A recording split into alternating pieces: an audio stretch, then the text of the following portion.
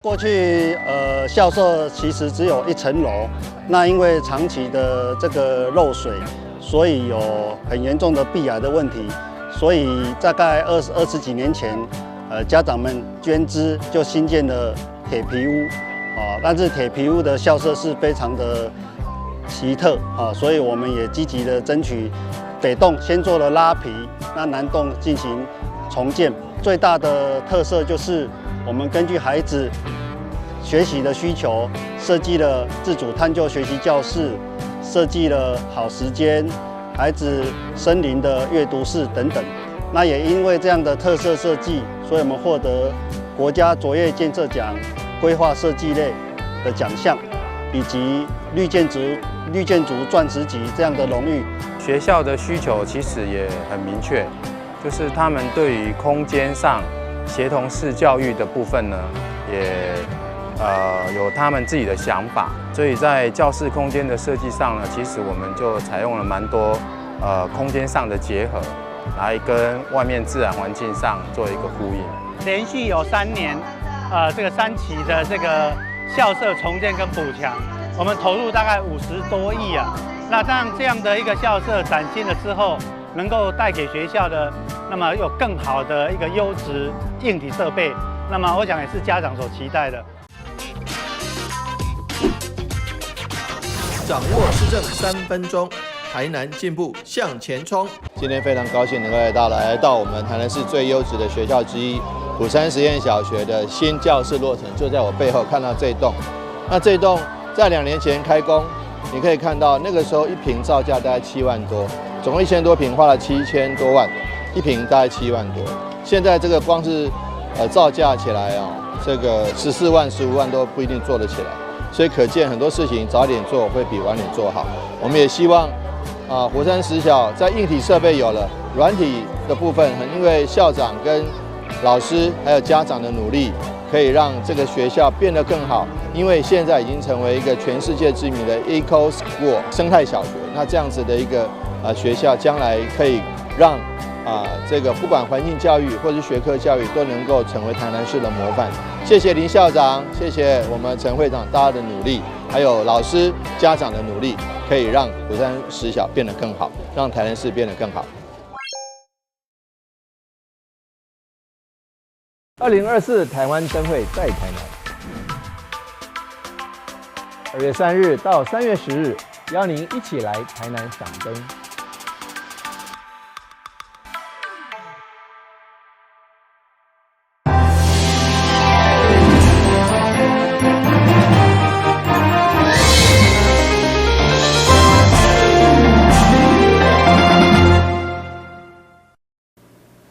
大家好，我是秦美纯，欢迎收看1月15號禮拜1的中嘉台南地方新聞。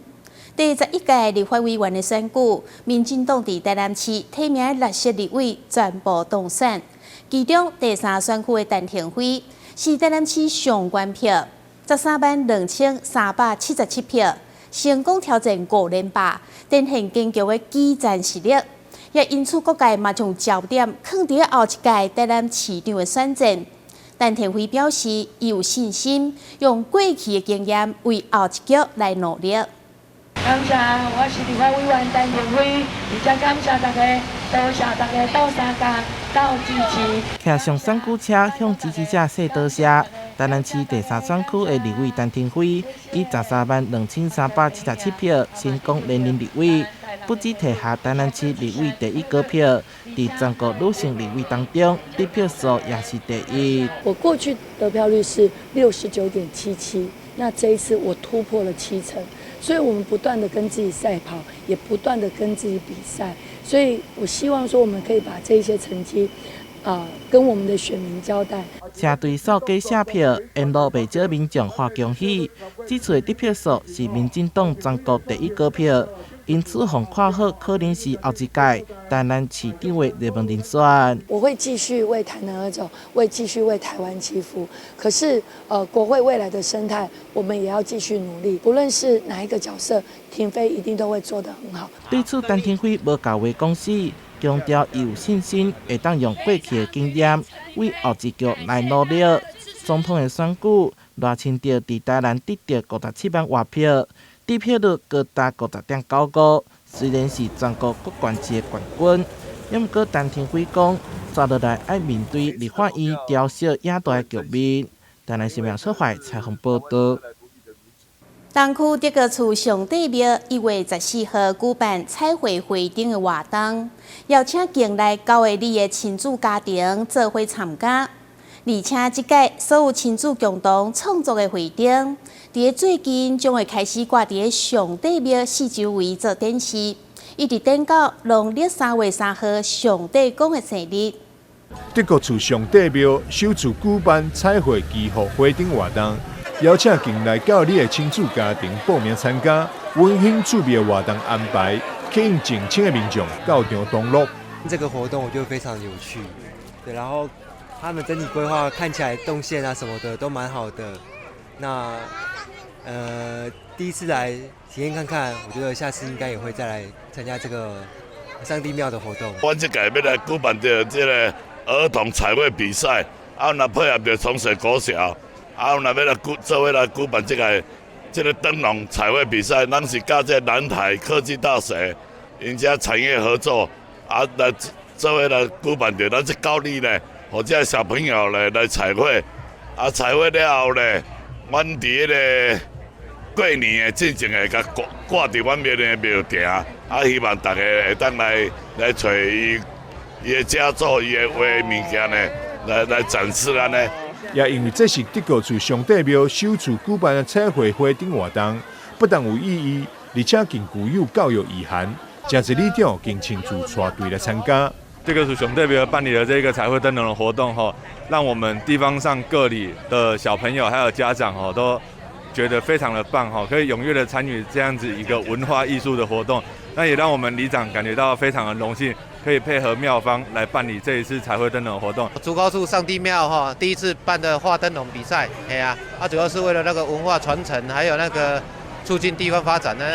哦，有摊商哈，有那个捏面人呢，这个传统的那个技艺哈，快失传了哈。啊，九里报名的人数大约500-600位这样子，小朋友大家同欢这样。跟家人哈，爸爸妈妈可以做亲子的互动。然后做一些联谊啊，然后结合一些宗教哈，可以促进一些联谊的活动哈，来联络家庭跟里民之间的情谊。未来这花灯将会展示伫庙的四周围，成为第一届德国厝上帝庙灯会创作作品。主委陈文科热心邀请市民大众甲个人朋友做伙来到台南东区德国厝上帝庙看这水水的花灯。记者张秀仪采访报道。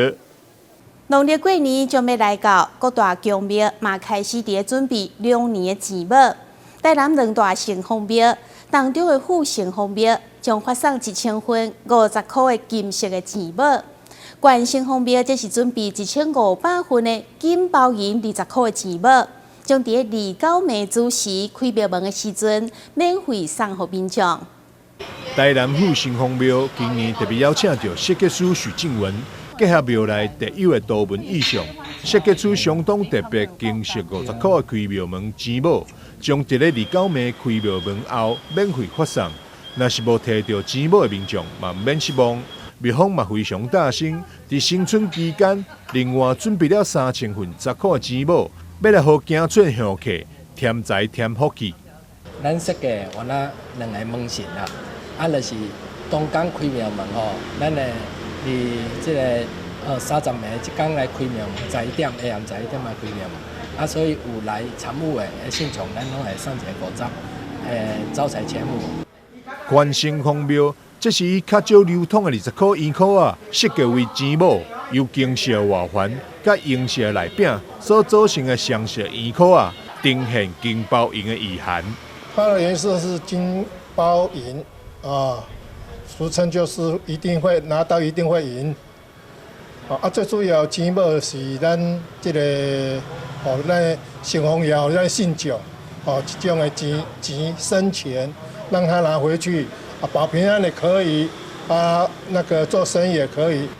农历过年有真侪民众敢会去宫庙行春领货钱，不但添财运嘛保平安。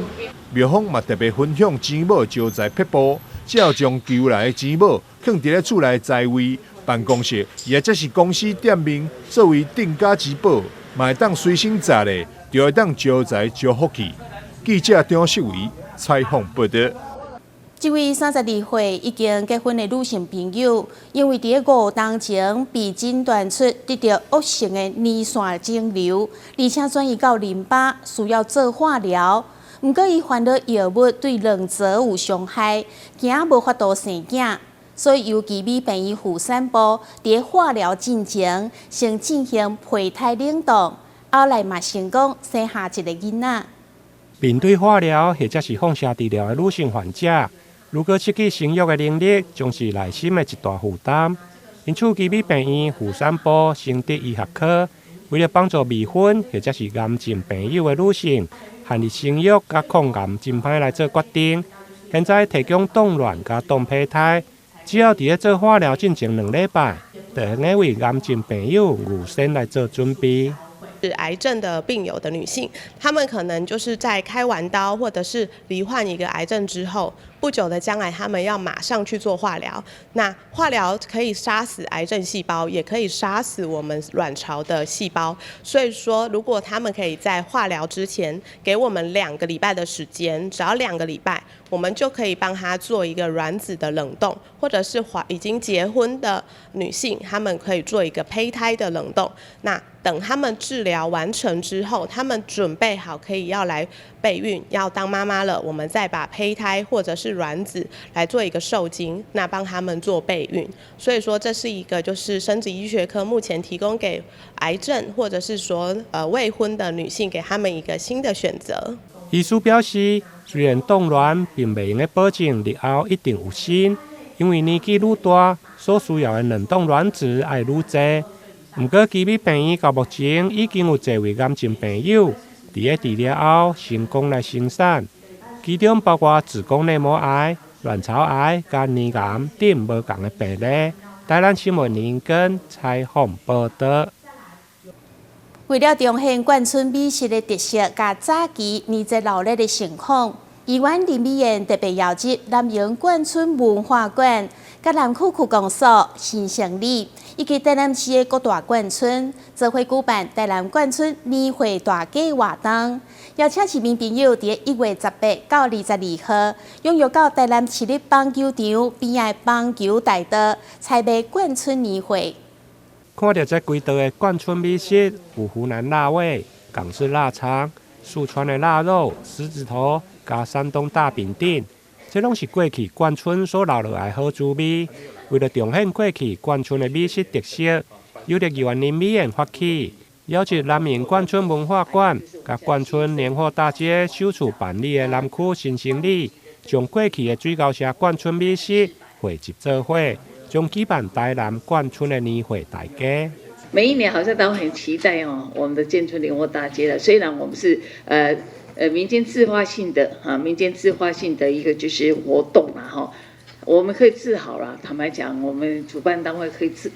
自豪说，我们不会输给新化的年货大街，我们绝对可以这么讲的哈，我们可以直接这么讲，甚至周边有几场哦，我们也都是觉得说，他们办的也不错啦哈，办的也不错，各有特色啦。但是我们都是20年来，我们都是就是用的就希望能够把那个建村的味道哦，能够继续传承下去啊！还有透过我们的美食，建村的美食，能够再一次大家知道我们的建村的一个文化啦。我们这些建村的这些第2代了哈，现在差不多第2代了，那有的已经第3代了。那家里面做的这些啊，都继续都在传承，也很不容易了。所以今天刚才林议员所提到的，我们前面。所展示的他们这些做了眷村的，大部分都是第2代跟第3代在做，所以一直都有在传承下去。我们的眷村其实生活是相当困苦的，所以大概只有在过年的时候，家家户户才会开始灌香肠、腌腊肉，甚至还有包含腌咸鱼。那因为这些婆婆妈妈们，她们其实就是那个在眷村的时候，其实就是平常生活都是很辛苦。那也没有其他人可以帮忙，所以其实眷村的这些香肠、腊肉这些都是有赖于一些比较有心的这些就是店家他们会慢慢的就是开始制作，所以其实再把这些店家要再收集起来，其实它是一件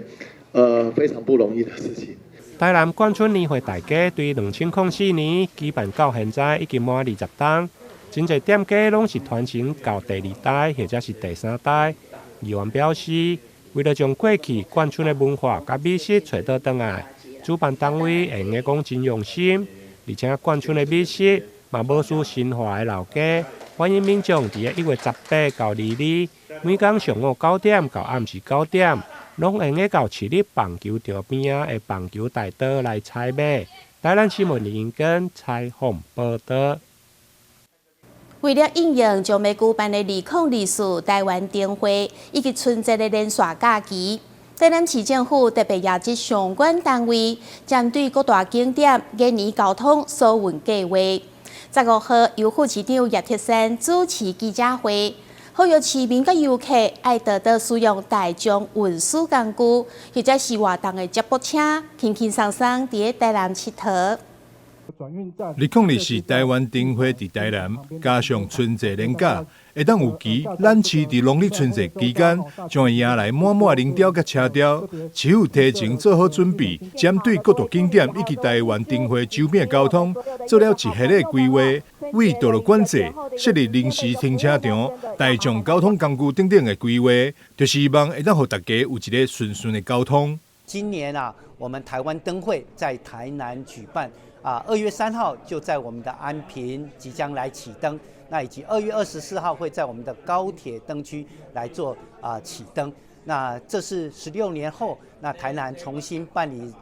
首次的大型的台湾灯会，那也是历年来规模最大的台湾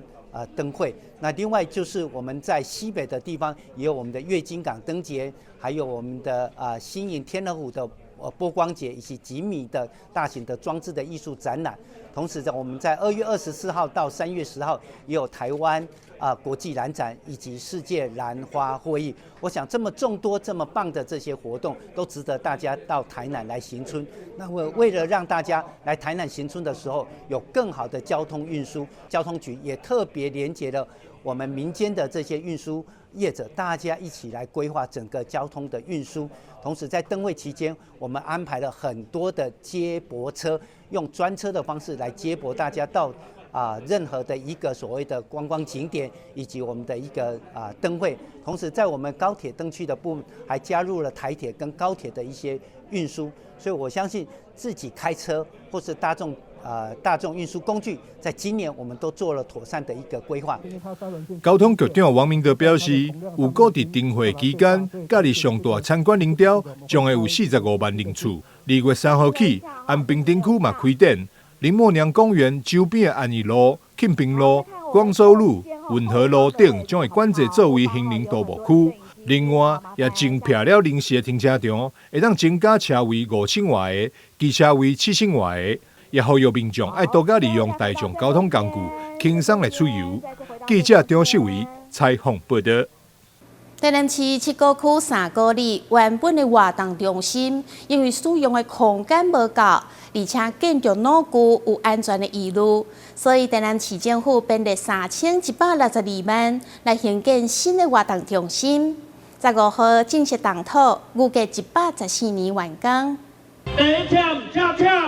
风和一个钢丝顺行。经过6道楼表以后，将伊发包动土。台南市长柯伟泰亲自主持七股区3股里的动土典礼，这是伊就任以后第30座动土的活动中心。市长就任了，对活动中心的建设也非常重视。伊任内拢总有43座，要规划43座，搁兴建。合并之后，咱七股区第一场的这个活动中心是兴建咱3股里，所以咱对咱市府、咱市长非常10万分的感谢，对咱第一嘛非常欢迎，也当然是大喜事啦。台南市府运用里来用地空地，新建3股里活动中心。周边环境也会进行美化，增加停车空间，将提供社区居民及团体优质的活动空间。这个工作应该希望工程会当如期如职，上好是超前完工，会当兼顾安全甲里面的便利。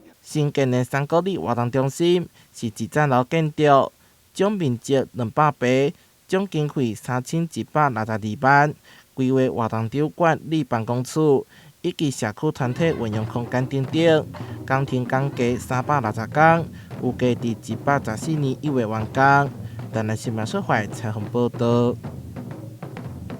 成立已经35档的学儿书会，是由台南一定介意书法的人士所来组成。举办过真侪届联展，拢受到好评。这届伫桂林文化中心举办的新手双唱展览，就是要展现书法新手合一的境界。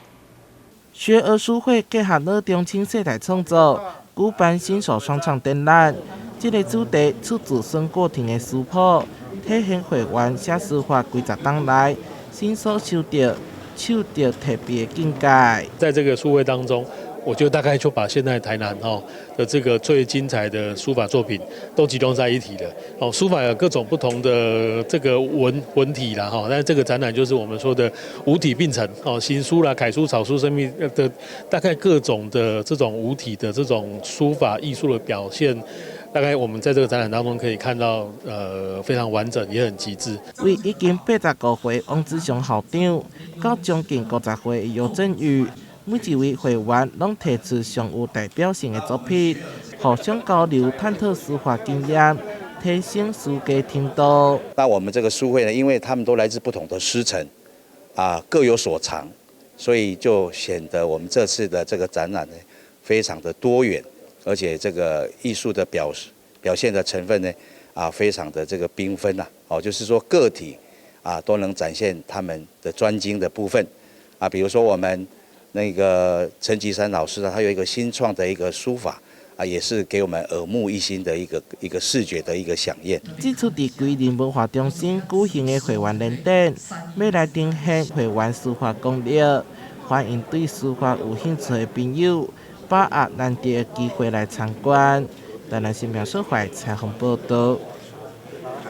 感谢你收看1月15号的中嘉台南地方新闻，我是陈碧纯，咱再会。